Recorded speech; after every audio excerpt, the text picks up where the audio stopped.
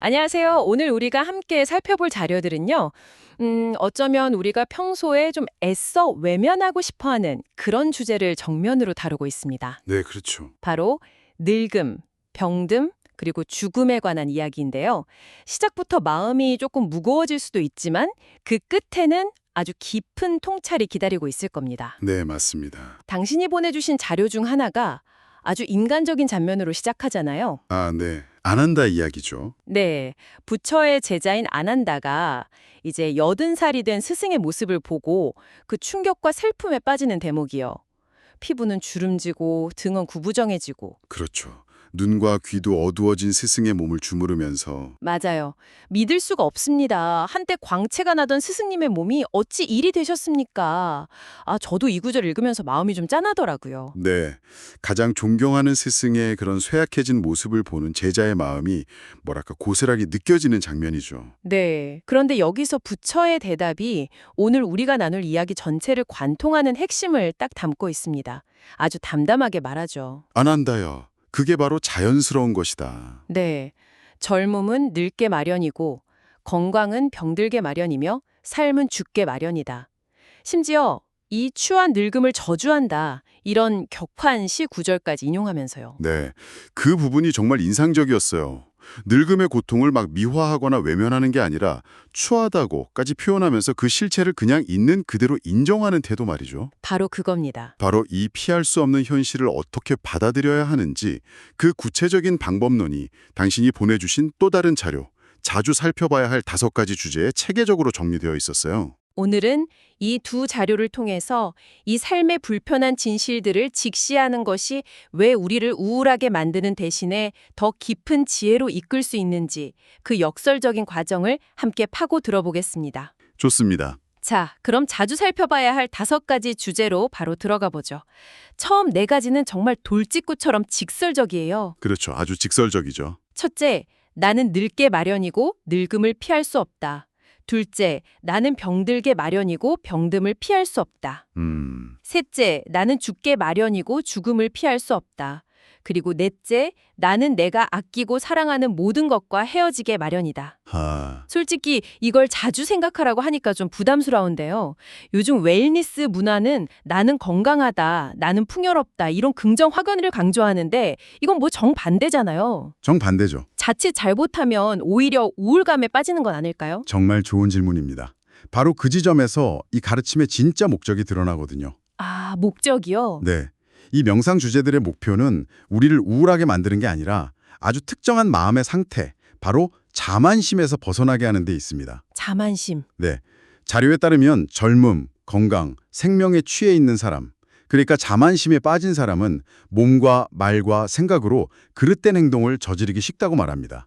영원할 것처럼 믿고 방심하게 된다는 거군요. 바로 그거죠. 자만심이라 아주 흥미로운 관점이네요.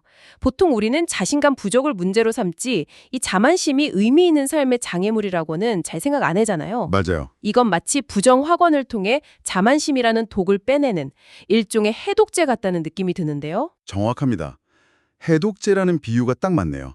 나는 반드시 늙는다는 사실을 자주 되새기면 이 일시적인 젊음에 대한 과도한 집착이나 자만심을 완전히 버리거나 최소한 줄일 수 있다는 겁니다. 마찬가지로 나는 병들 수 있다. 나는 언젠가 죽는다는 사실을 직시할 때 우리는 영원할 것 같은 건강과 삶에 대한 헛된 자만심에서 벗어나게 되고요. 사랑하는 것들과의 이별을 생각하는 것도 마찬가지고요. 네, 그렇죠. 이게 우리를 무기력하게 만드는 게 아니라 오히려 유한한 시간 속에서 무엇이 정말 중요한지를 보게 만드는 거죠. 그렇군요. 그러니까 이 4가지 주제는 삶의 유한성을 받아들이게 해서 헛된 자만심에 휘둘리지 않고 현재를 더 충실하게 살도록 돕는 일종의 정신적 백신인 셈이네요. 정신적 백신 좋은 표현입니다. 그런데 앞선 4가지가 우리가 통제할 수 없는 냉엄한 현실에 대한 거였다면 5번째 주제는 갑자기 우리가 통제할 수 있는 유일한 것으로 방향을 확 트는 느낌이에요. 네, 맞습니다. 나는 내 행동, 즉 업의 주인이며 상속자다. 좋든 나쁘든 내가 짓는 모든 행동의 상속자가 될 것이다. 이건 굉장히 의도적인 구성처럼 들리는데요. 맞습니다. 그 전환이 바로 이 가르침의 백미라고 할 수 있습니다. 백미다. 네. 자, 피할 수 없는 것들은 이제 받아들였는가? 그렇다면 이제 당신이 진짜 해야 할 일에 대해 이야기해보자. 뭐 이렇게 말하는 것 같죠? 네. 앞에 네 가지가 삶이라는 무대의 배경 조건이라면 다섯 번째는 그 무대 위에서 우리가 어떤 연기를 할 것인지에 대한 이야기입니다. 바로 능동적인 선택과 책임의 영역으로 들어서는 거죠. 자료에 업은 나의 자궁고, 나의 친족이며 나의 피난처라는 비유가 나오던데 솔직히 처음엔 좀 막연하게 들렸습니다. 어떤 부분이요? 특히 피난처라는 말이요. 자궁은 새로운 결과를 낳는다는 뜻, 친족은 나와 긴밀하게 연결되어 있다는 뜻으로 이해가 되는데 어떻게 나의 과거 행동이 피할 수 없는 고통 앞에서 피난처가 될 수 있다는 걸까요? 아주 중요한 질문입니다. 그 비유를 깊이 파고드는 게 중요하거든요. 피난처라는 건 폭풍우가 몰아칠 때 우리를 지켜주는 곳이잖아요. 네, 그렇죠. 여기서 폭풍우는 바로 우리가 앞서 이야기한 늙음, 병듦, 죽음, 그리고 이별 같은 피할 수 없는 조건들이에요. 아, 우리는 그 폭풍우 자체를 막을 수는 없습니다.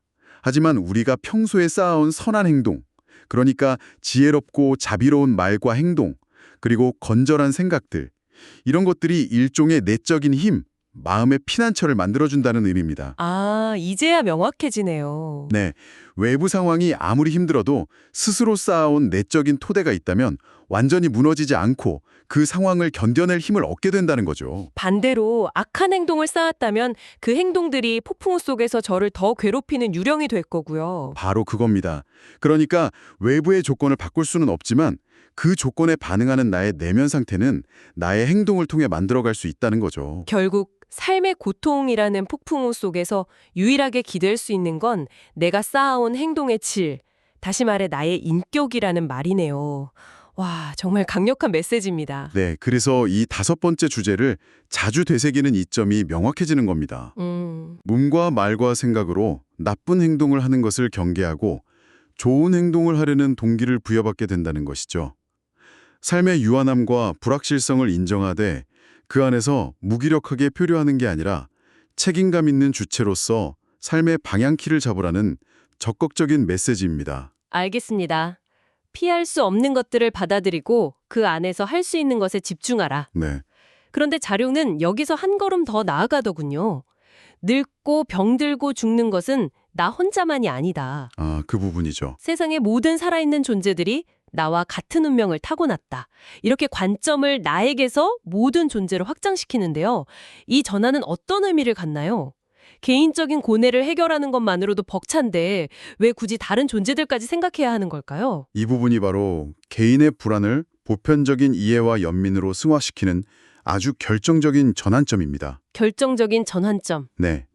왜 나만 이런 고통을 겪어야 하지? 이 생각은 우리를 고립시키고 괴로움을 증폭시키거든요. 그렇죠. 하지만 이건 나만의 문제가 아니구나. 저 사람도 길가의 작은 생명도 모두 나와 같은 조건을 공유하고 있구나라고 깨닫는 순간 고립감은 연결감으로 바뀌기 시작합니다.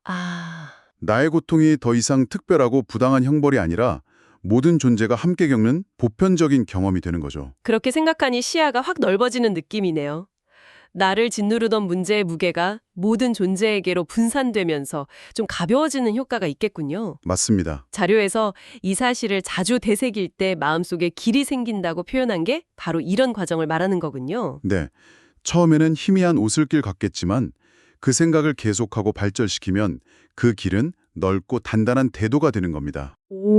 자료 그 길을 계속 갈고 닦으면 우리를 괴롭히는 욕망, 분노, 무지 같은 족쇄들을 버리고 그런 감정을 일으키는 잠재된 성향들까지 뿌리 뽑을 수 있다고 말합니다. 와, 개인적인 불안을 넘어서 모든 존재에 대한 깊은 공감과 자비심에 도달하게 되는 과정인 셈이죠. 더 이상 늙고 병드는 게 나 혼자만의 비극이 아니게 될 때 우리는 비로소 그것을 좀 더 평온하게 바라볼 수 있게 됩니다. 이 모든 과정을 거친 사람의 마음 상태가 어떨지 자료 마지막에 나오는 시가 아주 압축적으로 보여주는 것 같아요. 제가 한번 읽어보겠습니다. 네, 좋습니다. 세속적인 삶을 살 때 나는 건강과 젊음, 그리고 생명에 대한 자만심에 취해 있었네. 그러나 이제 나는 그런 모든 자만심을 극복했네. 이제 나는 감각적 쾌락에 빠져들 수 없으니 돌아섬 없이 성스러운 삶에 전념하리라. 네, 그 시가 바로 이 가르침을 실천했을 때 도달하는 경지를 아름답게 요약해 줍니다. 흥미롭게도 이 시의 내용이 우리가 맨 처음에 이야기했던 그 늙어버린 자신의 모습을 제자에게 담담하게 설명하던 부처의 모습과 정확히 겹쳐지죠. 아, 그러네요. 정말. 그는 늙음의 추함과 고통을 부정하지 않았습니다. 하지만 그것에 대한 자만심을 극복했기에 그 현실 속에서도 흔들리지 않는 평온함을 유지할 수 있었던 겁니다. 이론적인 가르침과 실제 삶의 모습이 완벽하게 하나로 만나는 지점이군요. 바로 그 지점입니다. 오늘은 피할 수 없는 삶의 진실들을 마주하는 것에 대한 깊이 있는 지혜를 함께 나눠봤습니다. 처음에는 다소 불편하고 무겁게 느껴졌는데 이야기를 나눌수록 오히려 마음이 차분해지는 경험이었네요. 네, 저도 그랬습니다. 젊음, 건강, 생명이라는 우리가 당연하게 여기는 것들에 대한 자만심을 내려놓는 것. 그게 모든 것의 시작이었죠. 네, 그리고 그 성찰이 나라는 좁은 틀에서 벗어나 모든 존재로 확장될 때 개인의 불안이 보편적인 연민으로 바뀌면서 비로소 괴로움의 족쇄에서 벗어나는 길이 열린다는 점도 짚어봤고요. 네.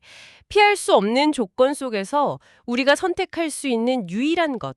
바로 우리 자신의 행동이 궁극적인 피난처가 된다는 메시지도 정말 인상 깊었습니다. 맞습니다. 오늘 나눈 이야기들은 어쩌면 이 현대사회의 흐름과는 정반대의 방향을 가리키는 것처럼 보입니다. 그렇죠. 하지만 바로 그래서 더 곱씹어 볼 가치가 있는 것 같습니다. 자료는 우리에게 계속해서 질문을 던지는 듯해요. 매일 더 젊어지고 더 건강해지고 더 많이 소유하라고 속삭이는 세상 속에서 당신은 삶의 유한함을 직시하는 이 솔직하고 불편한 연습을 어떻게 당신의 삶으로 가져올 수 있을까요? 어쩌면 우리가 가장 내려놓기 힘든 자만심은 바로 이 질문 자체를 외면하고 싶은 마음일지도 모르겠습니다.